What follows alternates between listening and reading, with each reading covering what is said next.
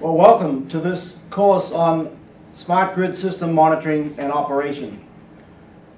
My name is Robin Podmore with IncSys or Incremental Systems, and I'm very pleased to have this opportunity to participate in the combined University of Washington and the Washington State University Northwest Training on Smart Grid program.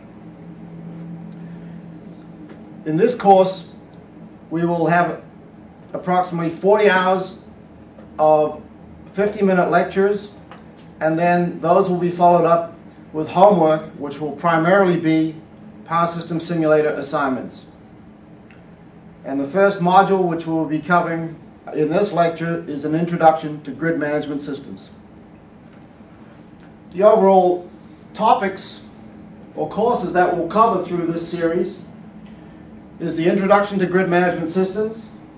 Then we will move to generation dispatch, then frequency balancing and control, transmission network flows, voltage control, and then we'll move into how to build the models that support the necessary applications. So there will be a course on power system models, and the final course will be real-time tools for situation awareness, and that gets into primarily network application programs that give the transmission operators and reliability coordinators a broad view of the network.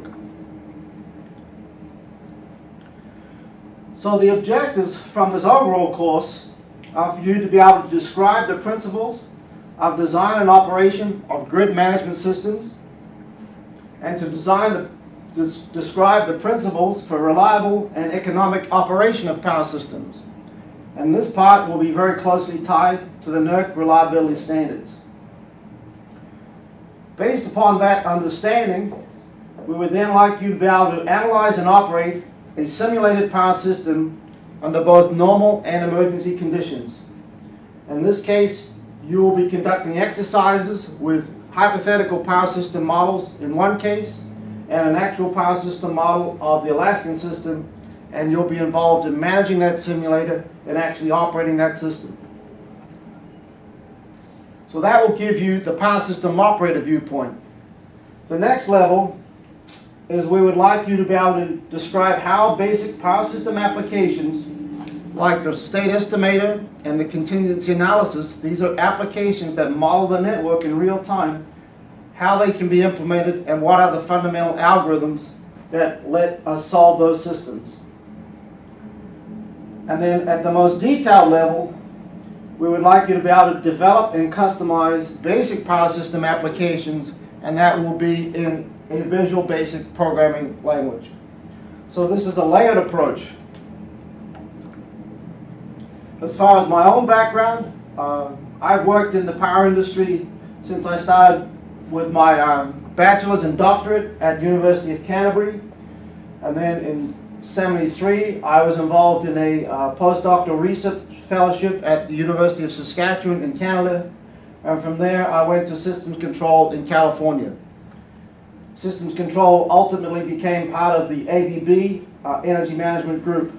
I was involved in managing a power systems research program funded by EPRI and Department of Energy, and we worked on basic models of how to take large power system models and make them smaller, and also how to build energy functions to solve the stability. And then one of my interesting projects was developing algorithms for jointly owned unit control, primarily for the utilities in Iowa and Nebraska. And one of the things that I will encourage you as you go through this course, based on my own experience, is that it's extremely valuable to both spend time actually in physical substations and power plants and with control centers. In today's environment with CIP, it's difficult to get into control centers. So as a backup to that, what we can do is we can facilitate you coming to emergency restoration drills where you see real operators making decisions with a simulator. In a lot of ways, that is even better than going to a control center. 99% of the time, if you go to a control center, everything will be running normally and the operator won't be doing a lot. And you'll think, well, this doesn't look too difficult. But clearly, it's a job that involves, they call sometimes 99% boredom and 1% sheer terror. So at a simulation drill, you can see those operators really working under high stress, and it's safe. There's no problem in being there. So we do have the opportunities to have our customers work with you to invite you to those drills. As far as working in substations, there are utilities that will take you on a tour. We do have an entire database with a list of all the power plants, and certainly the power plant operations manager will be very welcome to show you around when not on a quiet day and get you oriented to this industry. The next phase of my career was involved in the founding and working as the VP of Business Development for ESCA, which ultimately became Alstom, and they are a major supplier of energy management systems and dispatcher training simulators. And in 1990, I founded INCSYS, and INCSYS primarily works on system upgrades and operator training simulators, and I was very fortunate to work as trainer for Ministry of Electricity in Iraq from 2008 to 2010. So my own perspective is primarily as a business owner, a marketer. I have spent a lot of time working and watching operators as they use the simulator. The goal of this course is to be able to help you in your career, whether you want to work for a utility, a private company, or start your own business. So each lecture is approximately 50 minutes. You will complete around 40 lectures throughout the entire course, and you will be assigned homework. That homework will involve operating the real-time simulator, and some of it will involve running with power system applications. You will need access to Microsoft Excel and a PC, and you'll need access to the internet through a high-speed link with a browser. That can be Internet Explorer or Chrome or Firefox. And then some of the homework will involve modifying power applications. Some of the homework will actually involve a writing assignment on an essay. There will be a minimal amount of multiple choice questions.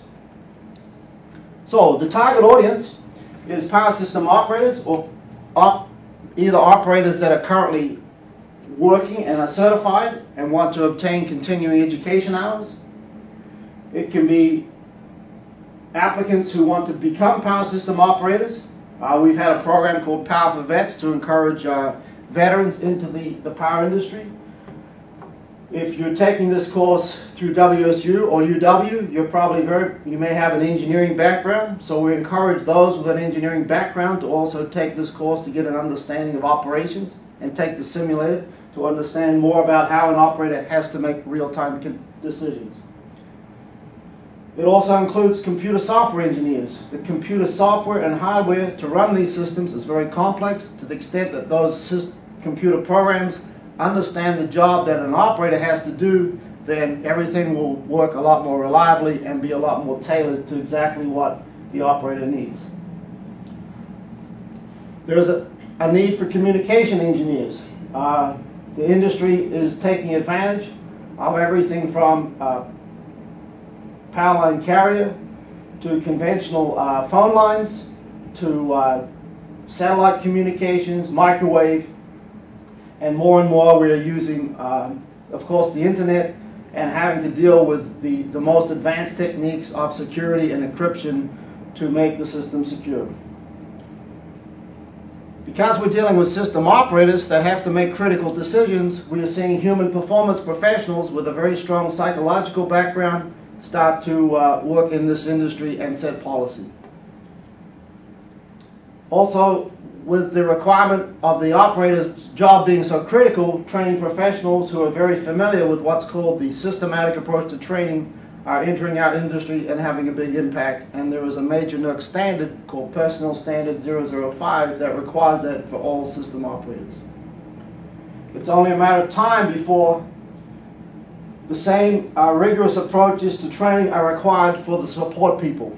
One of the things that happened in the Northwest East outage of 2003, the actual person maintaining the critical estimation program had turned it off, and the operators were not aware that that program was down, and that was one of the key things whereby they lost their situational awareness because there wasn't good teamwork between the computer programmer and the operator that was running the system.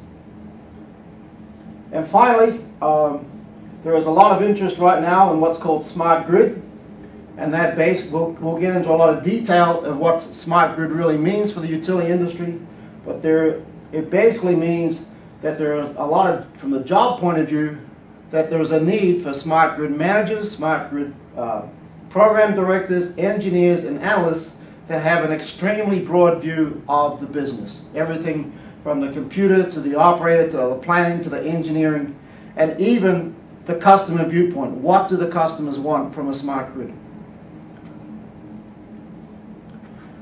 So the jobs that this training is directed, at the very highest level, it could be a reliability coordinator. The reliability coordinator is basically like the air traffic controller for an entire region. There's about a dozen reliability coordinators throughout the U.S. that have the overall command and control for the designated transmission systems underneath their footprint. And then we have the transmission operators, which are the companies in this region would be like Bonneville Power Administration, Puget Sound Energy, Avista, Grant County PUD, Seattle City Light. They are responsible for operating their own transmission system.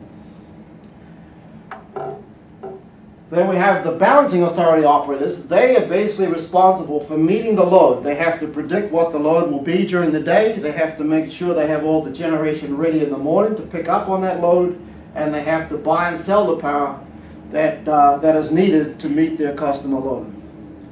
And one thing that is having a huge effect in that area is, at one point, 10 years ago, the main challenge was to meet the morning red. That's where things were changing. Now we have wind generation, solar, which is introducing ramps right throughout the day. So that is becoming a lot more challenging. We'll also cover power system operations engineers and analysts. These are the engineers that have to do the studies to determine what the limits should be that we have to follow as the system is operated. They tend to look a week, a month, a season, a year ahead. And then we have grid management support engineers. These are the people that are working to keep the systems maintained, making sure that everything is wired up correctly. And then we have so the utilities tend to hire those people. And then we have grid management, software development engineers and analysts. In this region, well, we will cover the major vendors of systems, but in this part of the U.S., Alstom, for example, is a major employer for grid management software development engineers. Schweitzer Engineering Laboratories in Pullman is a major supplier of the actual technology that protects the power system, the intelligent relays. So then we have smart grid technology developers. This is a much broader role, and like we'll cover all the different aspects of that. And then we'll also be looking at power system operations managers, power system compliance engineers and analysts and managers, as well as power system human performance professionals. So we'll take a layered approach in describing the tools. The goal is that we take a high-level view and then we dive down into more and more detail. At the very highest level, we want you to understand what is the problem to be solved, what are the operating objectives, what do these applications have to do. The next level is to talk about, well, how do we build a model to support that? How do we model a generator, a transmission line, a customer load? What are the mathematical equations to do that? Then we'll have you involved with the homework with real-time simulation exercises where you'll practice applying your knowledge. And then from an operator point of view, that's about as far as you have to go. But we encourage you all to dive down to the next detail of understanding the mathematical algorithms. This will require a little bit of basic mathematics, but we won't get into lots of detail. And then I also encourage you all as students to get involved in the visual basic programming exercises.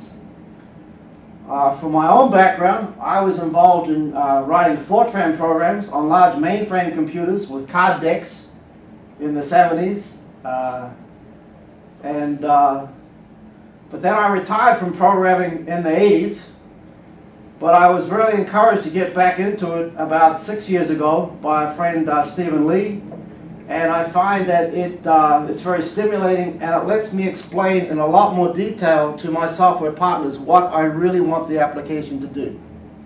So if you're for example, if you're involved in a business to help a small company buy and sell its power and negotiate its contracts, you can either pay a software engineer a lot of money to make all the mistakes to get it the way you want, or you can learn to do the programming yourself and get the basic algorithm running, show it to the customer, get a prototype running, and then get the software person to make it online with nice graphics and fully reliable.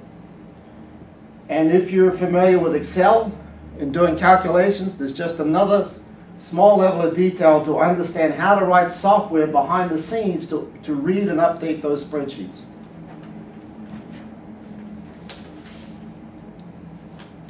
All right.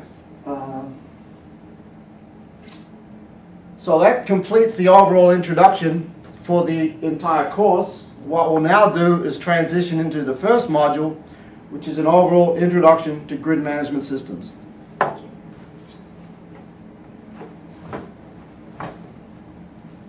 All right, so the learning objectives for this module are to describe the major energy management system suppliers today, how they got started, and how they evolved to the current situation. We will also describe the evolution of energy management system computers. All of this technology has to be laid upon the latest computer hardware and software, and of course that is a major driving force. We'll describe the evolution of the energy management communications, how the central control center talks to the actual substations and the power plants. Then we'll talk about the applications. What are the programs that an operator has to use to run, to monitor the system and control it? We'll talk about the user interfaces. The way that the power system can be visualized has dramatically evolved, all the way from black and white character screens to very high resolutions, modern workstations, and projection systems. We'll also discuss the nature of today's power systems, and then we'll show you how to describe what tomorrow's power systems will look like, and then as those power systems evolve, how do they affect the requirements for the future grid management systems? And we'll describe at the end of this what makes an expert system operator. So even though we use the latest and greatest technology and we try and automate things as much as possible, it's not a matter of if that automation would fail, it's just a matter of when. I mean, how comfortable would you be with a 747 pilot that took off with automatic pilot and landed with automatic pilot, but could never be trained in doing that manually? Even though, so that's the analogy, that the system operators have to understand how to run it in manual, because basically these systems have to survive hurricanes. Look at the impact of Hurricane Sandy. They have to be, in the worst case, there might be a terrorist attack. So we cannot guarantee that the automation will always be there. In Hurricane Katrina, the system operators were literally running that system with card tables outside the backup control center, and they were using the backup control center just because it had a big schematic map of the system that they could track. All right, so the outline will cover the evolution of energy management systems right from the early days of analog systems all the way through to the current generation. The evolution of communications, and then, as I said, today's power systems, tomorrow's power systems, and tomorrow's grid management systems. All right. So, energy management systems have evolved from the early 50s to the 2000s and the 2010s. And we've had a number of players that have been involved over that time, and some of them have retired from the business, and we've had some new entrants come into the business. From my own viewpoint, I started out at systems control in 1974, right at the midpoint here. So during my tour of Iowa and Nebraska, I got to see some of these systems, which was quite amazing. A disk drive would be like this diameter with about that thick, a huge rotating metal disc. with only probably less than a megabyte of memory.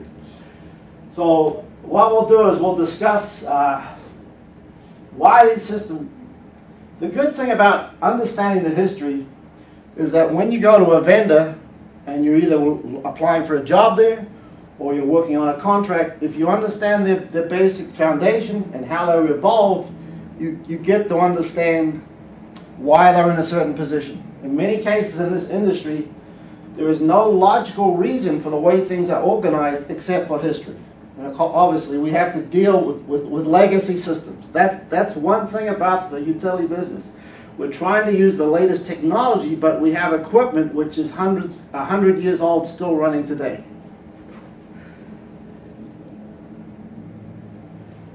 So the key things are to understand the EMS supplier, and of course, they are very much dependent on the brand of computer that they used.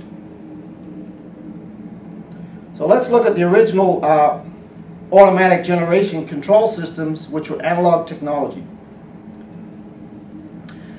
By analog technology, I mean that there was no digital computer or digitization used. So basically, an analog signal is being used to tell these operators, yes, what's coming in is an analog signal which is driving these strip charts, and what they will be looking at are the flows on their tie lines to neighboring companies and the outputs of their generating units. And there will be a panel here which will help them with the digital dispatch of how to figure out what the right output level is for the generators. There will be two clocks. There will be a mechanical clock telling you the actual time, and there will be an electrical clock telling you the electrical time, and they'll be trying to keep those matched up together. So Nathan Cohen from Leeds and Northrop was the founder of what's called tie line bias frequency control. We will get into this in more detail, but it's basically how do all these power systems that are connected together take care of meeting their own load and generation, but then work together if there's a major outage to make sure that the system is stable. And the telemetry was called frequency shift keying on twisted pair lines.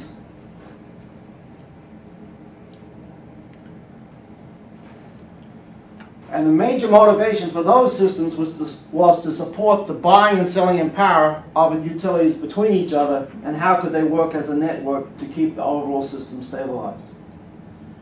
So what we saw in the 1960s when we had digital computers come onto the scene was what we call digital supervisory control and data acquisition, SCADA, and AGC, automatic generation control systems. So some of those early computers included the Xerox, General Electric, Honeywell, and Westinghouse.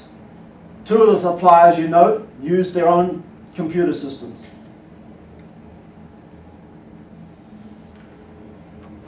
In many cases, these had simple black and white text monitors.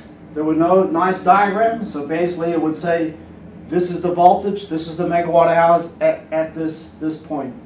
There were alarming systems that when something went out of range, it would give him a message, okay? So the operator could go to that message. And at this point then, the utilities were able to take the operators out of the substations instead of, when something goes wrong, instead of the control operator calling someone in the substation on the phone and saying, hey Joe, tell me what happened, or what is the flow in this line, or what line tripped out of service, then this information could come on in, and so they could start demanning the substations. And then they continued to have a digital automatic generation control, and this involved very intricate assembler programming, and the actual devices in the substations are called RTUs, or remote terminal units. And everything came in really big refrigerator-sized cabinets with lots of discrete electronics.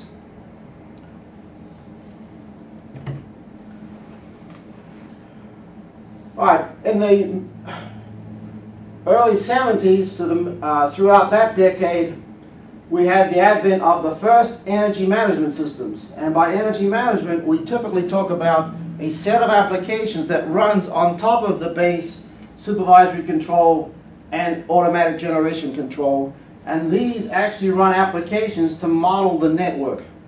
and tell the operator what will happen if this line trips out of service. And so at this point we saw new suppliers get involved in the industry. Harris, Control Data, More Systems, and TRW, and they were using what we called mini computers, and those had a lot more power to run these applications. But again, they might be limited to 8 kilobytes of memory, which is just a minute fraction of what you use today.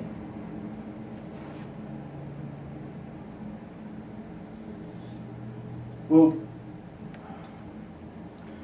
the Wisconsin Electric Energy Management System was one of the first prominent projects to actually run a full set of real-time network applications. It was based upon a system with 4 small computers all connected together in both a redundant configuration with shared applications and 2 large cyber computers as the back end. In this era, we did not have an Ethernet. We could not connect computers together with a nice coaxial cable and have everything networked. These are very complex links between systems.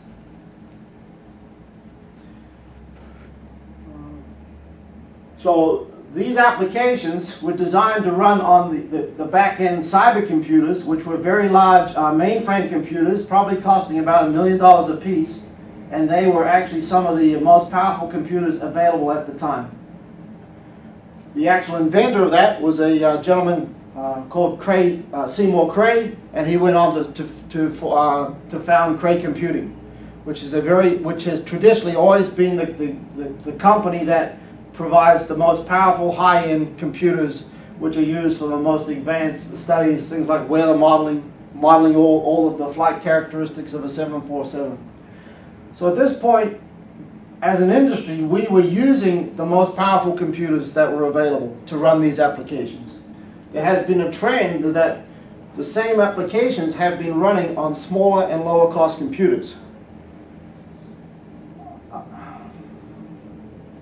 Now, the systems that were commissioned in the 70s through Control Data actually became the genesis for Siemens, who purchased Control Data.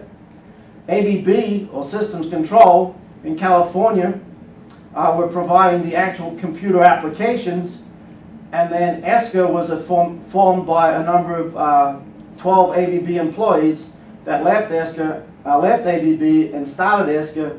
And so what we see is a lot of commonality in the actual philosophy and overall approach to those systems.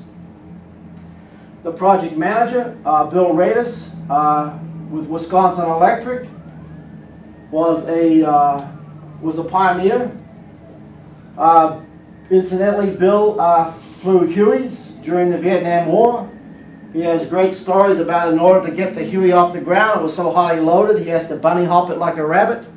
And so that's just another incident. Time and again, when I meet people who've made a great leading contribution in this business, many of them are veterans. So I encourage all those veterans to continue to work or to get into this field. Control Data Corporation was the prime contractor, and Shelley Todd, Jerry Russell, Ralph Mazziello was 3 of the key players in that organization. And then Systems Control was the subcontractor, and this is the company I joined in '74, and that team was led by Neil Stanton, Norris Peterson, Jay Britton, Phil Heisted, and Jerry LaLiberty. So that team was truly a pioneer. People from all around the world would come to visit this system, and I'm talking about literally all over the world because of its pioneering nature.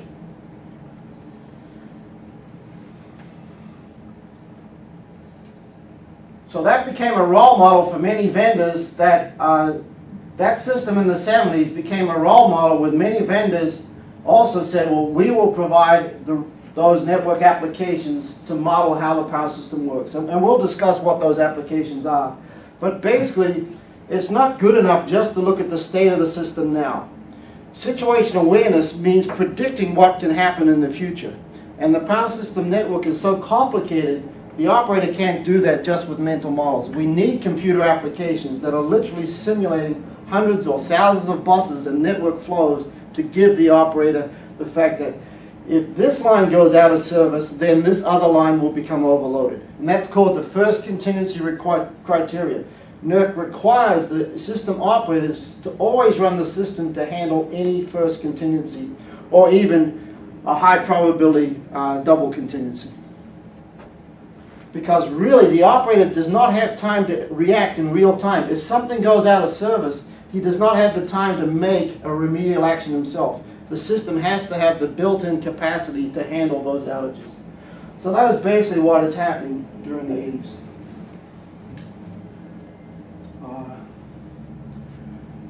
During the time of the 70s to the 80s, what we saw was the fortunes of these companies was very much dependent upon the underlying computer platform. The cell computer did not have the robustness of the software in the operating system, and a number of vendors that used that platform ended retiring from the business.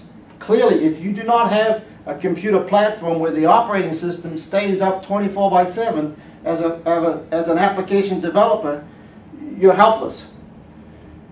The VAX computer from Digital Equipment Corporation turned out to be a lot more robust, and a number of companies built their fortunes on that computer, and the VAX itself had a huge impact on the industry. The types of procurements changed too. Because these systems would become obsolete in about 10 years because of the computer technology going out of date, the utilities, there would be about 240 utilities, and so every year, you figure on average, with a 10-year life, about every year, 1/10 of those utilities are buying a new system. And those systems typically would be priced from anywhere from $10 million to $20 million, or even $30 million. And so we saw a situation where there were very large procurements, and there was very competitive bidding to go after those systems. There were issues with delivery. There was an enormous amount of pressure on the vendors to be highly compliant with the specification, and when there's a lot of new software delivered, even though the utility might ask for a 2 or 3 year delivery, sometimes these systems would take 5 years, 6 years. And so it was a very tumultuous time for the business. Lots of money often had to be invested by the parent companies to keep these companies surviving through those projects.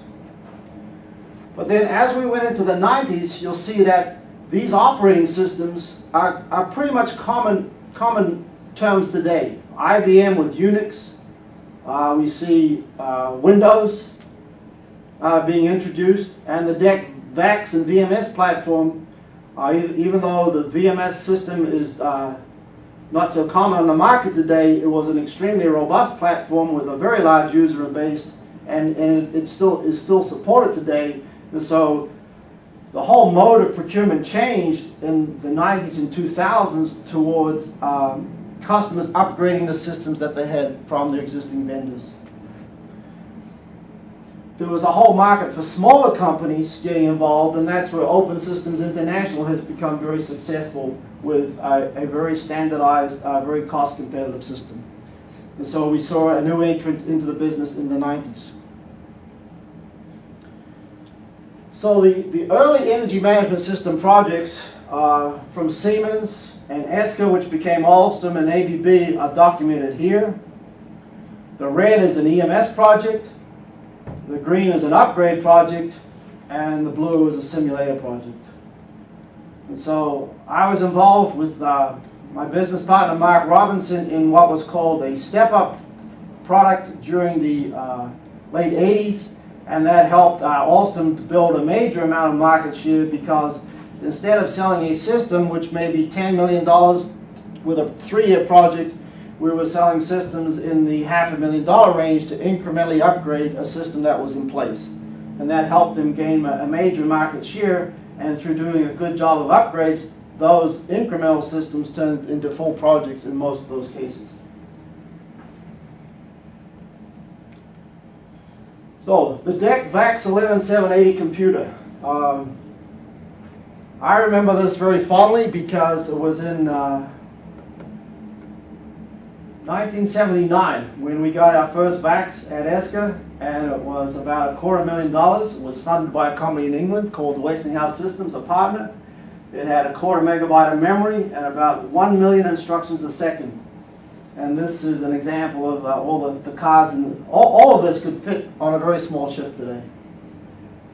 About that same time, I think in May of 1980, we had Mount St. Helens erupt, and I still remember looking out of our office door at this huge volcano explosion in the air, and we were all concerned that it was going to come drift to us, and all that dust was going to get into the inside of our computer and wreak havoc. Fortunately, it went towards eastern Washington.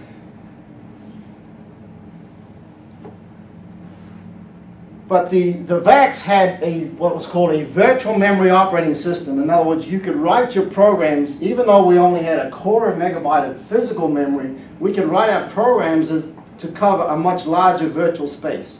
And the operating system just took care of the fact that if we ran out of physical memory, it would go out to disk, and then it would basically say, okay, I'm repeatedly accessing this amount of memory on disk. Let me reflect that memory in the actual random access memory and improve the performance through that. So that virtual memory operating system had a huge impact on the industry.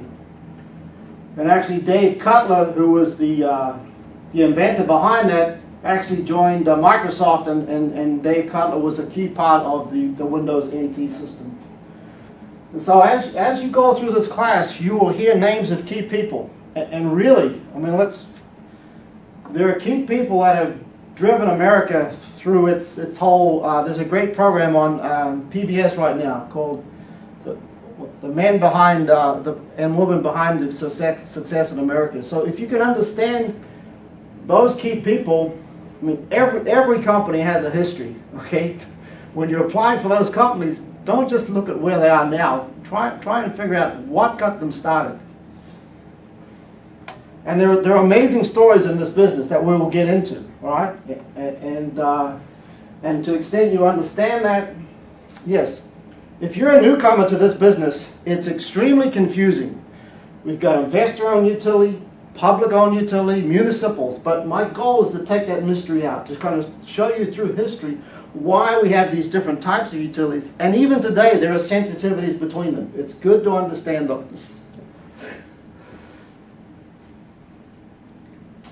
All right, so during this period of time, we're seeing a lot more maturity in the systems. The 70s and 80s, we saw vendors delivering a one-off system. A large utility would push for a lot of customization. Another utility would push for a different set of customization, and it was very difficult to have a core-based platform. And if you don't have a core-based platform, clearly the reliability of that software is not nearly as good. The key to success is to have a base platform and multiple users that can test that out and feed you all the bug reports and make that fix once and issue that fix out to all the users. So keeping the systems what's called evergreen was a real challenge. And even today, we find that a utility may buy a system and that same software is frozen for 3-5 years because it's a mission critical system. Even if the vendor has a new release, it takes time to upgrade everything, and the utilities are trying to say, well, it's running today, why change it?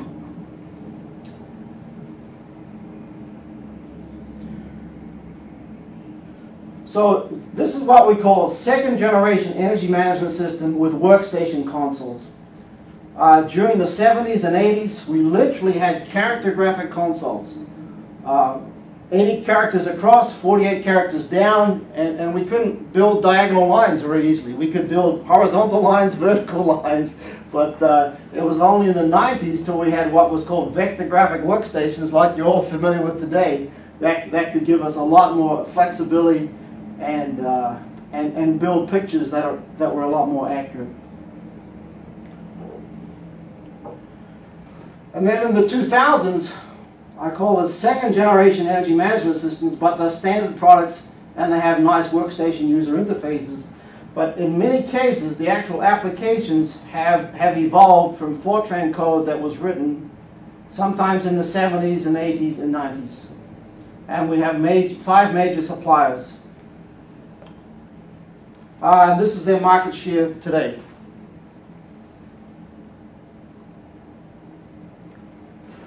Open Systems International, which got involved through the upgrade business of upgrading legacy systems, and in fact they specialized in the Westinghouse, Boeing, Leeds and Northrop, all used the cell computer, and when their suppliers went out of business, they formed what was colloquially called the Orphans User Group. So they actually all got together and they started having a meeting and to figure out how could they help each other, and Open Systems International did a very good job of helping those customers incrementally upgrade their systems and have focused on the smaller to medium-sized utility and have grown their market share really nicely out of 245 customers. Alstom has done a good job of retaining its base, and they deal with a lot of the larger utilities as well as market systems. Siemens was the dominant supplier for a long time. Siemens had a saying that no one has ever unplugged a control data system, but that only lasted for a couple of decades, okay? Because after a certain point in time, people started unplugging their systems and converting to other suppliers. And we see the market for GE here, and then this is ABB. I have a spreadsheet of this, which I can make available, and that will tell you for each utility company what type of system they have today. So you can download that, and if there are any things that are outdated, please let me know.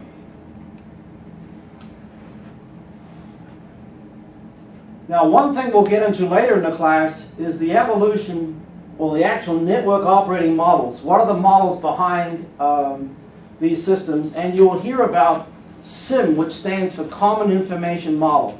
This is an IEC standard. It's become like the Rosetta Stone. Imagine that, or more like the common language. Think of English. One thing that we are fortunate about is that we can go to most parts of the world and a lot of people will speak English as a secondary language. Imagine if there was no primary language like that, how we would all have a difficult time talking to each other without that common base. So the SIM is analogous to a common language that all the vendors can use to exchange their models with each other. So basically what happened was ABB Systems Control built a set of network applications in the early 70s or mid 70s, and they provided those as a subcontractor to Control Data, which became Siemens. And then we had a spin-off from SCI of 7 of us, formed a left Palo Alto and came to Bellevue and formed a company called ESCA. And even though we started all over from scratch, a lot of the philosophy behind the way power systems models was very common. Basically, there were subsystems for modeling generations, SCADA, network applications, the simulator. All right. Now, so ABB continues on from providing network applications to becoming a full-service energy management system supplier. So we saw a group in ABB California supply the whole system. There was another group, ABB in Houston, that also supplied systems. And then there was a group in ABB in Sweden. So ABB at one point had 3 product lines, and then they went through a consolidation.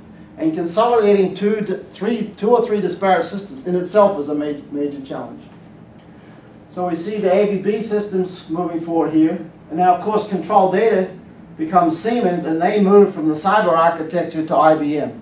And so then they go from a platform which was vulnerable because Control Data exits the computer business to an extremely robust IBM platform, and that helps them with the whole survivability of their system.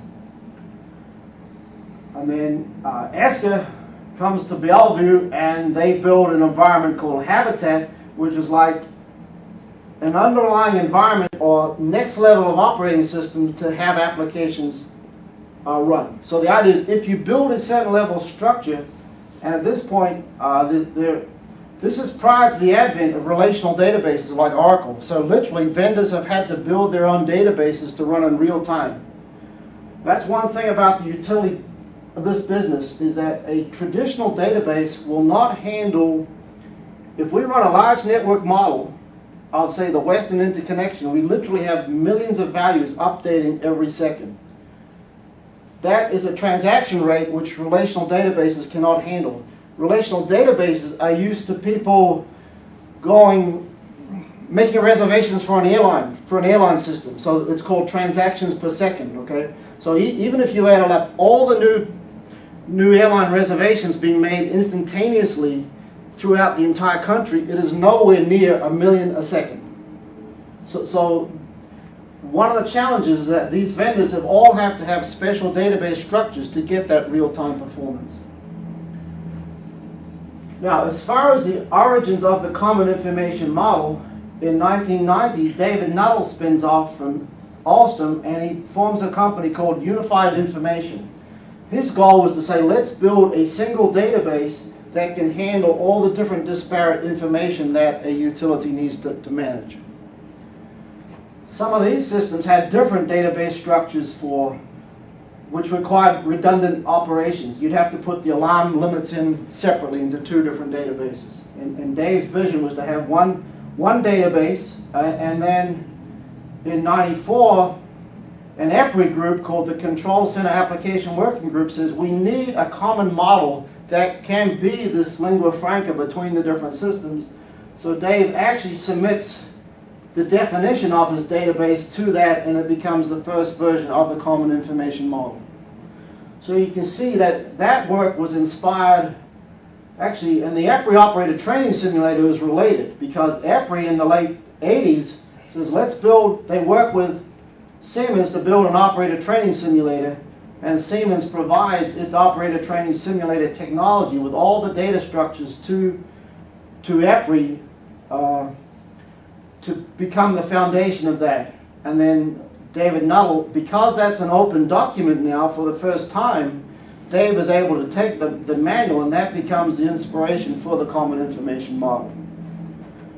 So I'm introducing a lot of new terms here, but really, if the EPRI Operator Training Simulator document reflects a lot of the technology that these vendors were involved in, and we'll get involved in that in the later course.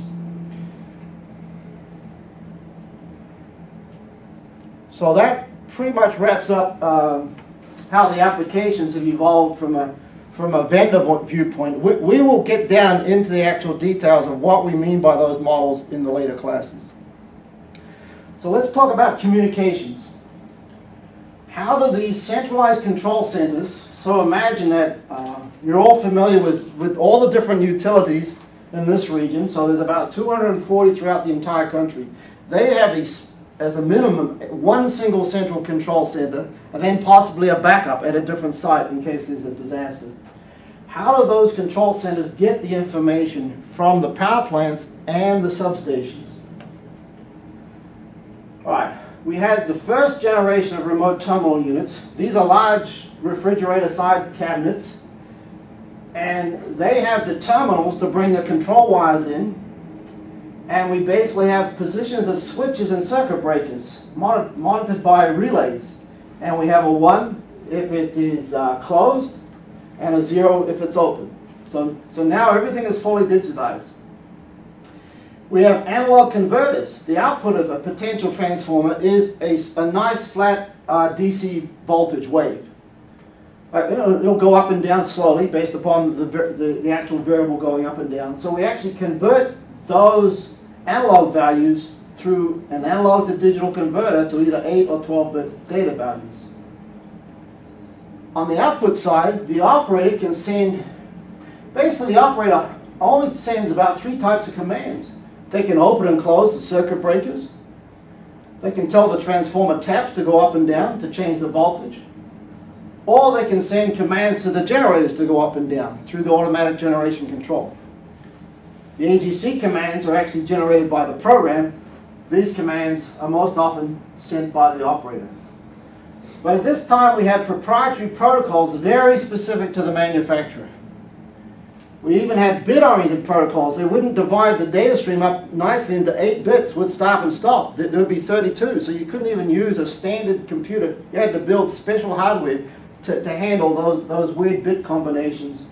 And so we had about more than a dozen protocols, and we had, so you had control data, remote terminal units, Leeds and Northrop, Landis and Gear, and on, and it was very difficult. A large part of the effort was just building the adapters to talk to those protocols. But in the mid-70s, we found that microprocessors, even 8-bit, 16-bit processors, could withstand the substation environment and be available. That reduced the complexity. We still required wiring, all the wiring to be brought to the RTU, but we had new features like time stamping values. One remote terminal unit could talk in multiple protocols. So sometimes if there's a remote terminal unit at the end of a tie line between two companies, the two companies that would talk to that with different protocols. Because they both need to get that value, because they then have one value. They know how much power is being transmitted, say, from a Vista to BPA, or from Puget Sound to Seattle City Line. And then we had what we call intelligent electric devices. Now, in the power business, IEDs are good things. You know, if you're in the military, IEDs are just terrible, you know, life-threatening devices. But we've been using this term for quite a long time, and so you just have to get used to the idea when you're in a meeting, people will be talking about IEDs like these are nice, harmless devices out there. So that's a little bit of jargon that you need to adapt to. And so, I'll talk about these devices are actually embedded with some of the relays. And they decrease the complexity of the wiring, and we start to see these actually stored more and more throughout the system. So, here's a shot of an actual substation from a trip to Iraq. This is an 11 kV circuit breaker, and at this point, there's something funny. The drawer is out, so basically, this the supply to this circuit breaker has been de-energized, and they're actually able to pull the drawer, for maintenance, they're actually able to pull the drawer out, all right, with this big lever. You wouldn't do that when things are energized, because as you broke those contacts, you would have a huge arc that literally would destroy this entire cabinet. What's inside this circuit breaker rack are things like auxiliary contacts, telling you if the breaker's open, current transducers, megawatt transducers, megavar transducers, as well as an actual relay. Whereas if the current on this circuit breaker is too long for a certain period of time, it will activate a trip and open that breaker to isolate the fault on that. So, in our first generation, we literally have to take all the wiring from these devices, and a substation may have 20 of these, okay, all in a row. We have to take all the wiring from those devices and bring them to an RTU wiring cabinet. And so we can see here lots of wires all coming into this cabinet from all these different devices. And you have to be very meticulous about making sure all the connections are exactly correct. Otherwise, the operator may open this circuit breaker thinking he's isolating the feeder to this area, but really he ends up opening a breaker to another whole area. So all that wiring then has to come into the actual remote terminal unit, and one of these racks will be for all the digital points, one of these will be for all the analog points. So again, we have to match all those up, and then these will be all the auxiliary relay contacts. And so there's a lot of work to make sure that we go from the right transducer in the actual circuit breaker to the right points, terminals on the RTU wiring panel, and then we come into the actual inputs of all these devices. And then when this data comes back to the control center, we have to make sure that we actually link those points to the right position on the display. You're going to be running the Palco system, and you're going to see analog values, circuit breakers. So we actually have to tie these values to the right points on the display in the computer software. But that is like the first generation of remote terminal units, and there are many systems installed on that basis. Now, these remote terminal units have also gone from big refrigerator-sized cabinets to being micro remote terminal units. So this is one where you can actually put it on a pole top, and it can actually, it's low cost. It can be fed from a little a tap into the power on the actual line and have a local battery. And so we are seeing the price of these come down significantly. All right. But now these intelligent electronic devices are changing everything. This is an example of a GE General Electric feeder relay with built-in IEDs. So it's a little box about that high, and it has all the requirements to both do the protection and calculate the current, the megawatts, the megavars. Literally, these devices sample the AC waveforms and go through some very sophisticated averaging techniques, things like Fourier transforms, and they say, based upon the voltage, you've got three waveforms because you've got three-phase current, so you have three voltage waveforms coming in, you have three current waveforms coming in, and it's measuring that and sampling those waveforms, and it's calculating the megawatts and the megavars. And new ones can even calculate the phase shift based upon synchronization. You'll hear about phasor monitoring units. They can tell you that at this substation, the voltages are crossing 0 to 30 degrees before they're crossing 0 at this substation. So we have a lot of intelligence built into that compact little box. And the nice thing is, just with one Ethernet cable, you can connect all those devices up together. So instead of hundreds of wires coming out of that remote terminal unit, we just have one Ethernet cable. This is actually my partner, Mark Robinson, is training the Iraqi engineers, and Fabi, who is their SCADA engineer, is actually in Bellevue, Washington, and she's polling this intelligent device over satellite communications with what's called the DMP3 protocol. So you can, once we get things on a standard Ethernet with standard TCP/IP protocols, everything opens up in terms of connectivity. But at the same time, of course, everything becomes more vulnerable to hackers. And so you've probably all heard about the Stuxnet virus, where the centrifuges in Iran were being tapped into, and they were speeding up the speed of those centrifuges, and they're all blown up through remote access. So there's a lot of concern now about computer infrastructure protection, because the last thing we want is someone hacking into these systems and opening up major circuit breakers for power plants and substations and transformers and so on.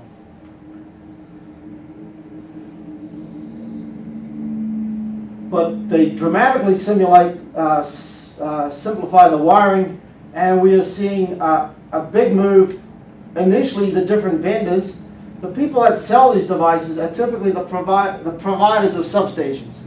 So we see people like ABB and Alstom, Siemens. They will supply an entire substation with all the circuit breakers and so on, and they will embed their own intelligent relays. On the other hand, Schweitzer Engineering Laboratories, founded by Dr. Ed Schweitzer in Pullman, has carved out a very significant position of being a specialist at electronic relays. So the Schweitzer relays are very highly regarded all throughout the world, and they are the major independent supplier of those devices. And we see a move from the proprietary protocols to standards. The DMP3 will cover that, and there's the International Electrotechnical Committee, an international standards organization, along with IEEE, have come up with this protocol, 61850. So there's a few key protocols and buzzwords that we'll get you familiar with. And the idea is, one of the enhancements of this protocol is that the device itself could tell you its name and the identity of the points. So it takes away all the need for manual data entry. That this device appears on the network, and it tells you, I actually have this value here is the voltage for this transmission line. So that can make the whole process a lot simpler compared to all those manual steps we talked about. So one of the whole job requirements for a smart grid engineer is to be able to understand all this and to be able to go into a substation and either specify, or if you're a smart grid technician, to actually debug and maintain and install this type of equipment. So that obviously needs good computer networking skills, knowing how to be around very critical equipment, a lot of the things which veterans with an electronics technician background are very familiar with already through military systems.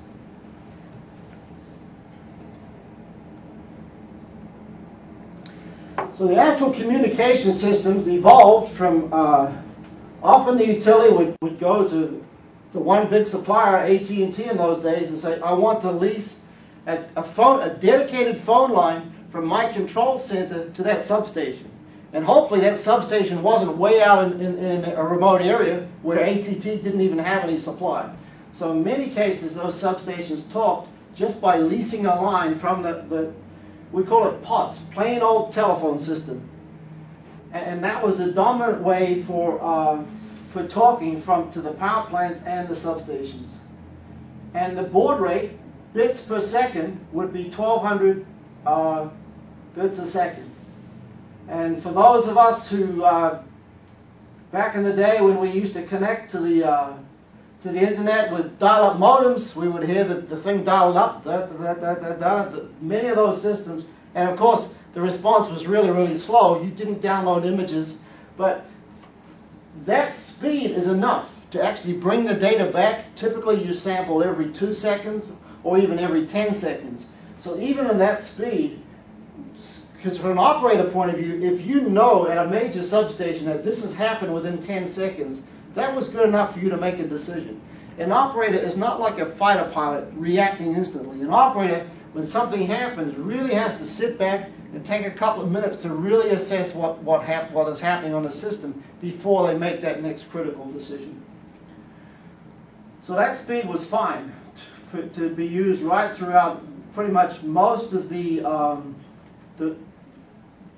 substations and power plants, although we did see in some cases utilities, because they're running the transmission lines anyway, they could run a power line carrier signal, which is a higher frequency signal, on top of the line, and that could be used for communications. Or they could use microwave. In many cases, if they had a remote hybrid plant, they would actually have a microwave dish and have the expense to use a dedicated micro link throughout their own network. And now, of course, we're seeing availability of satellite communications with GPRS.